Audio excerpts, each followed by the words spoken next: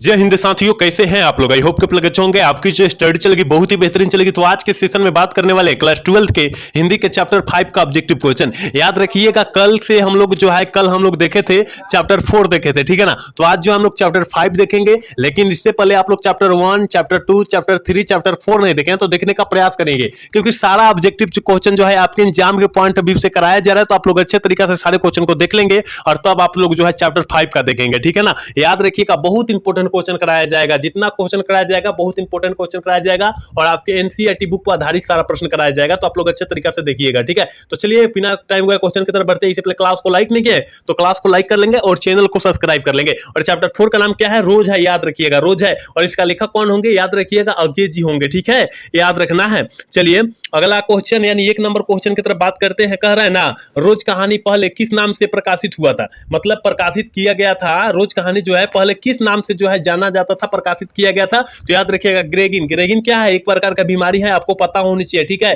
Option जो बच्चा D टिक करेगा बिल्कुल सही होगा। याद रखिएगा, पहले से ये आंसर जो है टिक आउट किया गया है, लेकिन आंसर देखकर आपको नहीं बोलना है, ठीक है। चलिए अगला क्वेश्चन यानी 2 नंबर क्वेश्चन कर, अज्ञे जी का पूरा नाम क्या होता है? मतलब अज्ञे जी लिखा गया है और अज्ञे जी का पूरा नाम जो होता है सच्चिदानंद हीरानंद वात्स्य अज्ञे होता है। याद रखिएगा, ऑप्शन सी में दिया है सच्चिदानंद हीरानंद वात्स्य अज्ञे होता है, ऑप्शन बी में दिया है। देखिए ऑप्शन बी में दिया है, ऑप्शन सी वाला नहीं टिक करेंगे, ऑप्शन बी वाला टिक करेंगे, क्योंकि सच्चिदानंद हीरानंद वात्स्य अज्ञे होता है, आपको पता होनी चाहिए। ऑप्शन बी होगा, ऑप्शन सी नहीं होगा। याद रखिएगा, कुछ टिक भी किया गया तो आप लोग टिक आउट वाला आंसर नहीं मारेंगे, क्योंकि वो गलत भी हो सकता है, जगह अभी यहां हुआ, ठीक है। चलिए अगला क्वेश्चन करें, अज्ञे जी अधिक लोकप्रिय किस रूप में है?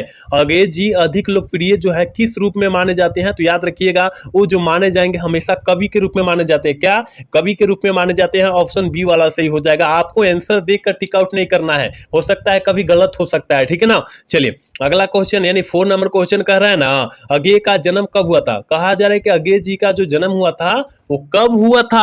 आपको पता होनी चाहिए मेरे भाई कि अज्ञे जी का जो जन्म हुआ था वो 1911 ईस्वी में हुआ था। ऑप्शन जो बच्चा ये टिक करेगा बिल्कुल सही होगा।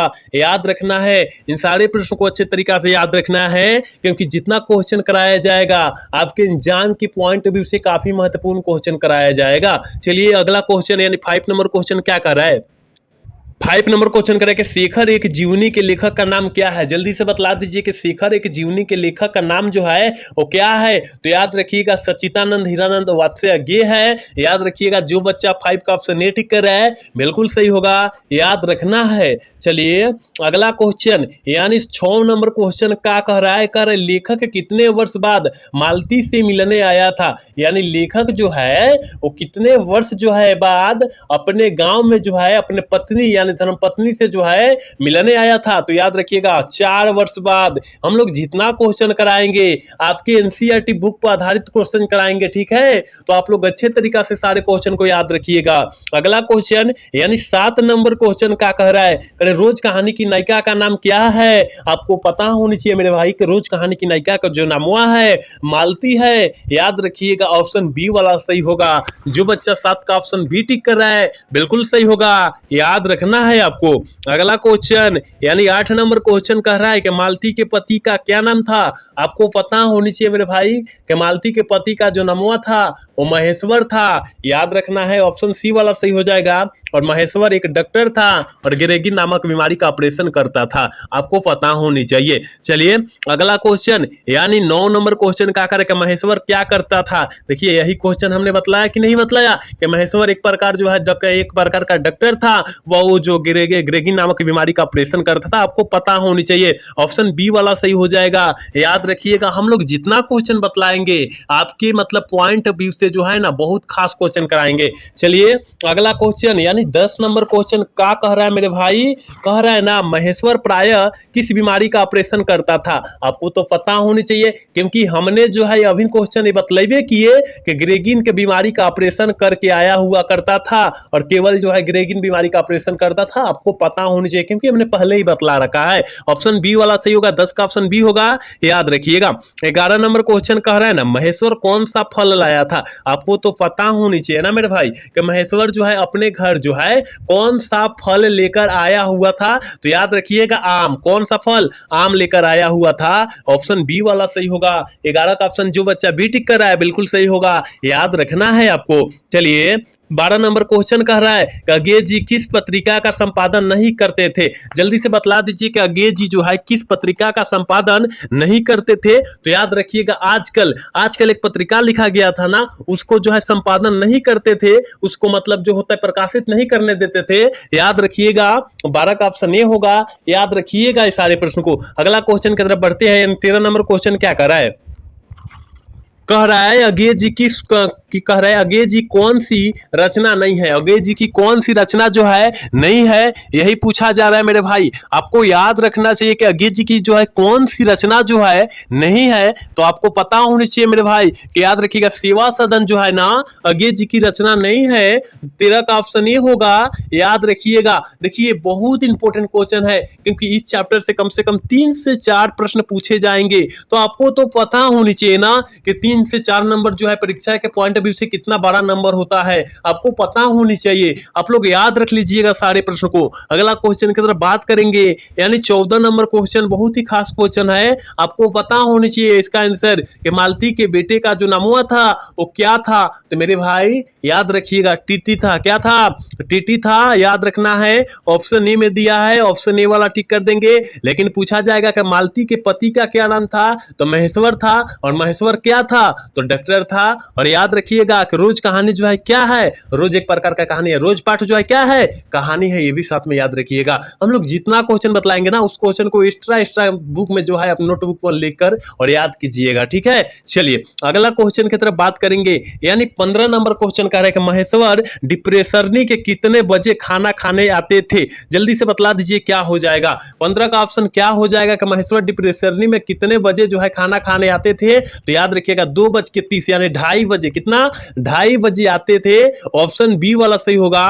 15 का ऑप्शन बी हो जाएगा। याद रखिएगा। अगला क्वेश्चन की तरफ बात करेंगे, यानी 16 नंबर क्वेश्चन कर रहा है कि मालती कितने दिनों में वर्ष कह रहा है कि मालती जो है के दिन में कितने बजे खाना खाते आते थे। यहां पर देखिए, यहां पर 2 बजे दिया है, फिर 3 बजे दिया है, 4 बजे दिया है, 1 बजे दिया है। अभी हमने 15 नंबर क्वेश्चन शायद यही बतलाया कि यानी खाना खाने कितना बजे आता था। तो यहाँ 3 बजे दिया गया है, यहाँ 2:30 बजे दिया गया है, यानी हम लोग 3 बजे मार सकते हैं मेरे भाई।